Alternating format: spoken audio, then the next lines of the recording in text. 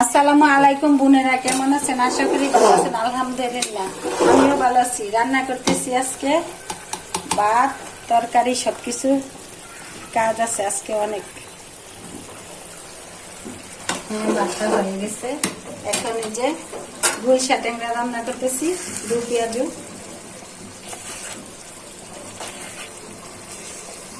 মজাদার একটা রান্না আজকে। ঘরগুলা পরিষ্কার করে বসে দিই। আমার একা হাতে কাজ করা লাগে তো সবকিছু আমার করে লাগে। মেহনতি কাজের জন্য ঘর দরজা বেশি ময়লা হয়ে যায়। প্রতিদিন কমপক্ষে একবার দুইবার মুছাই লাগে ঘর।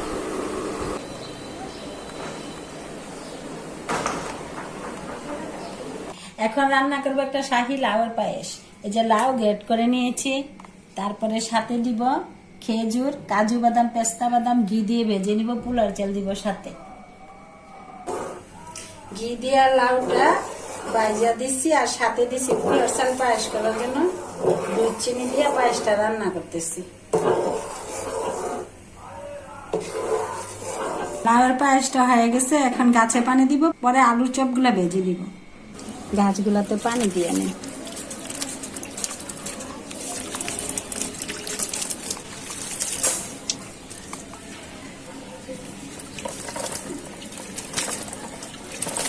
গাছে পানি দিলে গাছের তো জীবন আছে। যে গরমের দিন পানি দিলে ওরা একটু শান্তি পা। তবে পুঁইশাক গাছ লাগিয়েছে, অ্যালোভেরা গাছ আছে, তারপরে এই যে দেখেন বিলাতি ধনিয়া গাছ, কি সুন্দর হয়েছে গাছটা। আজকে আলুর চপ বানাবো, আর এই আলুর চপটা আমার ছোট ছেলে বেশি পছন্দ করে।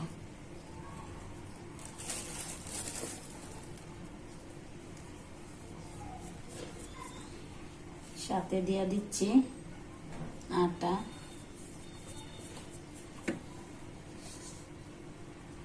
দিয়ে দিচ্ছি স্বাদ মতো লবণ,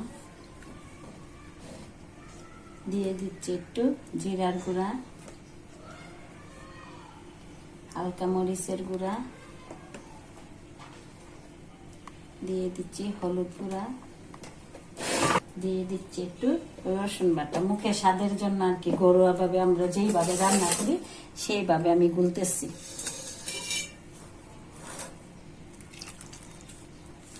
আস্তে আস্তে গুলাই আনি। চাউলের গুঁড়ো থাকলে দেই, আজকে নেই চাউলের, তার জন্য আটা দিচ্ছি।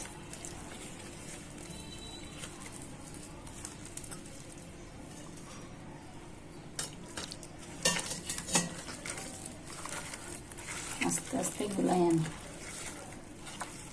সাথে একটু সয়াবিন তেল দিলে হাতে লাগে না, চপটা সুন্দর। এই যে একটু তেল দিয়ে দিচ্ছি, মানে চপটা বাজে বেলায় ওইরকম আঠালো আঠালো হয়ে থাকে না, সুন্দর করে ইয়ে হয়েছে। যতটুকু লাগার লাগে পরে সাইরা দেয় আর মুসমুসা হয়।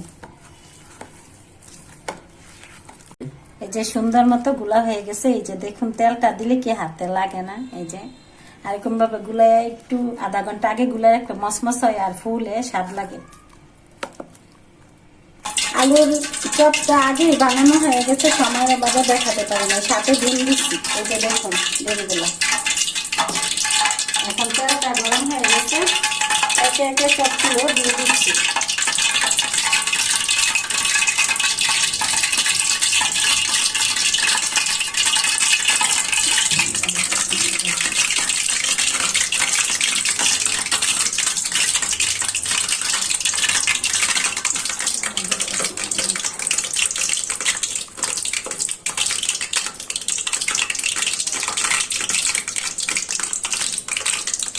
আর এই চপগুলা ডুবো তেলে ভাজলে অনেক ফুলে।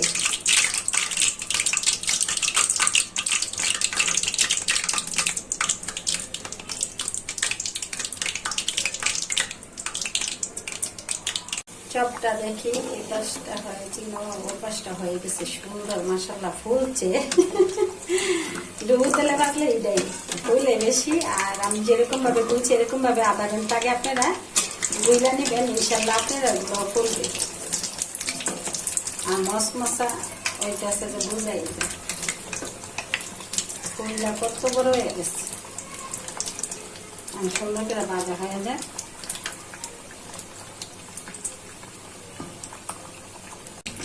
আলহামদুলিল্লাহ অনেক সুন্দর করে ভাজা হয়ে গেছে। এই যে অনেক সুন্দর ফুলছে, কালারটাও সুন্দর আসছে।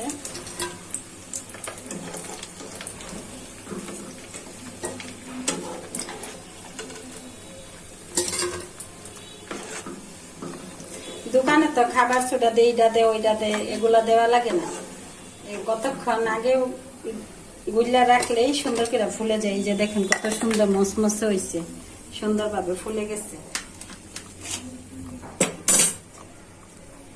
এখন অন্যগুলো একে একে ভেজে নেই বোনেরা।